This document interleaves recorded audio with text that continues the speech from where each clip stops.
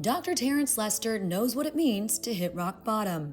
Before founding Love Beyond Walls in 2013, his early years were marked by gang violence, instability, and even homelessness. Those experiences didn't define him, they refined him. And out of that pain came purpose to give dignity back to those who feel unseen. Welcome to the show. Whitney, I'm excited. Well, when we had your story come into our inbox, it was one that really speaks to today's topic because I would say you are a completely different person than the initial pitch that we saw. Yeah, one of the reasons is because I'm just grateful to be alive. I remember dropping out of high school, gang membership, and just really had a tough life, headed down the wrong path. How old were you then? 17 years old. 17, still a minor, out on your own. Yeah. Contemplated suicide. People think that poverty itself is just economics. Poverty is social. Poverty is spiritual. Poverty is environmental, occupational. Poverty is psychological, physiological. Poverty is a form of trauma itself. Yeah.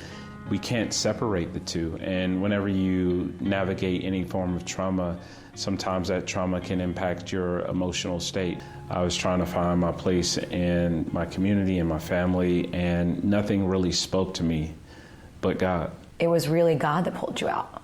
I would say God working through people. Mr. Moore, who was my friend's father, he was a leader in the community, a pastor. And I remember one day telling me that you're going to be a leader one day.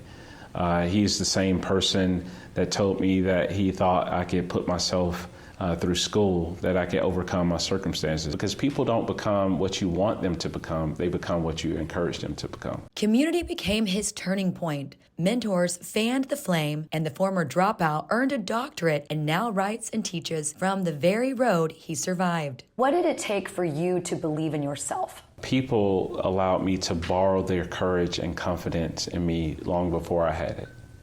For instance, if you come from an environment where everything in your environment says that you're not going to make it, you can't overcome.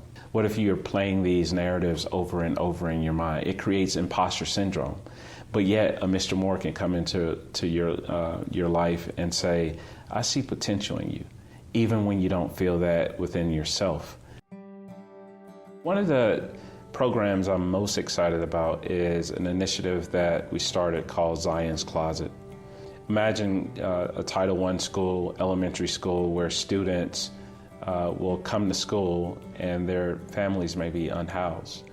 Maybe they woke up in a shelter or a motel, or even a family that may be living in the car. It takes real courage for a student to walk into a classroom, not even have on socks, or have oversized clothes on, or have on shoes that are broken, and sit and try to focus your attention on a lesson. Zion's Closet seeks to meet those needs. We work with principals in elementary schools. They give us a classroom. We go into the classroom and we retrofit it. What if the family doesn't have access to a washing machine? Washing machines and dryers in there. Healthy foods, refrigeration is in there. Parents have an opportunity to go into this space without the shame and the stigma of saying, I don't feel adequate enough to walk into my child's school to be proximate to work with them. After we open the closet, we cut the ribbon. A teacher walks this student into the closet. The shoes had broken, despondent, crying, in tears, couldn't engage with the lesson. Walked them right over to a pair of brand new shoes, and we saw the joy return. Because you have to feel confident about yourself, stable in yourself as a student, to feel like I can connect with the lesson without having to focus on what it is that I'm struggling through.